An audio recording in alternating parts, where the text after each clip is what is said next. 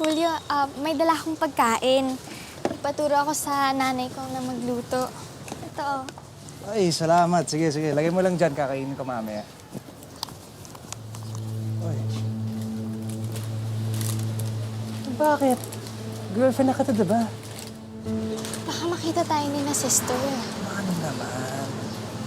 O sige, pag nahuli tayo, sagot kita. Wala namang palagma yan sa akin eh. Mag-aaral lang ako. May quiz ako after lunch. Mamaya na yan. Kaya nga nandito tayo eh, para mag-enjoy. Oh. Oh. Yun. Julio, ayaw mo ba talaga mag-aral? Sayang naman. Baka mamaya bumagsak ka niyan, tapos graduating ka pa. Ako babagsak? Alam mo, kahit hindi ko gusto mag-aral, pumapasa rin ako dito. Hindi naman ako bobo eh. Ayaw lang talaga mag-aaral. Tsaka bakit pa? May negosyo naman kami ng datay ko eh. Alam mo, maling katwiran yan eh. Teka na nga, mag-aral na tayo kung ayaw mong kumain.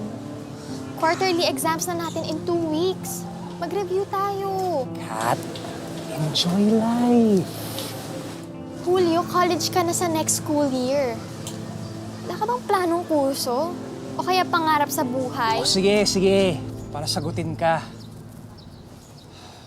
Gusto ko maging seaman. Gusto ko magpunta sa dagat. Pero syempre, di naman kailangan mag-aral para maging ganun eh. Tsaka ang dami kayang connections yung daddy ko. Julio naman. Kat, alam mo, sa lahat naging girlfriend ko, ikaw lang talaga yung nagtatanong sa akin ng ganyan. Sabihan lang kita, huwag mong dibdibin. Gusto mo akong baguhin, no? Tingin mo, hindi na sinubukan yung mga magulang ko yan?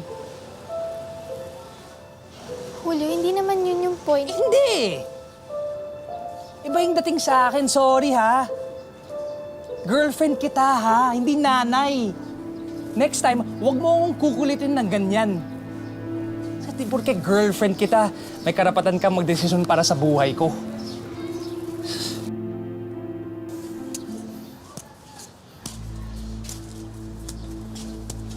Ano? Kala mo kung hindi kami re-rest back, no? Porke may 2x2 kayo, kala mo masisindak mo ako? Ha?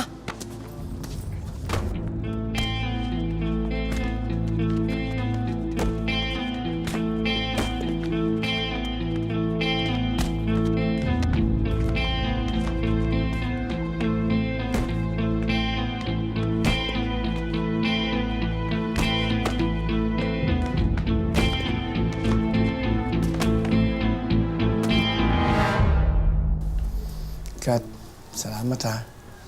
Napagtitiisan mo tong anak ko. Wala pong problema, Tito. Teka nga, alam ba ng nanay mo na nandito ka? Opo. Eh yung boyfriend mo yung anak ko, alam ba ng nanay mo? Opo. Alam po ng nanay ko dahil malaki naman po yung tiwala niya sa akin. Kaya hinahayaan niya na magdesisyon ako sa buhay ko sa sarili ko lang.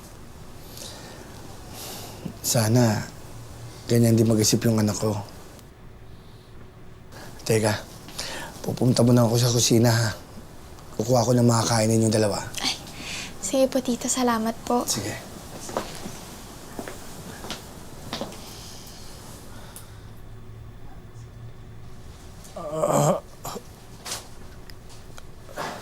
Julio. Uuwi ka na nga. Kung abala lang ako sa'yo. Ano ka ba? Siyempre hindi. Kamusta ka?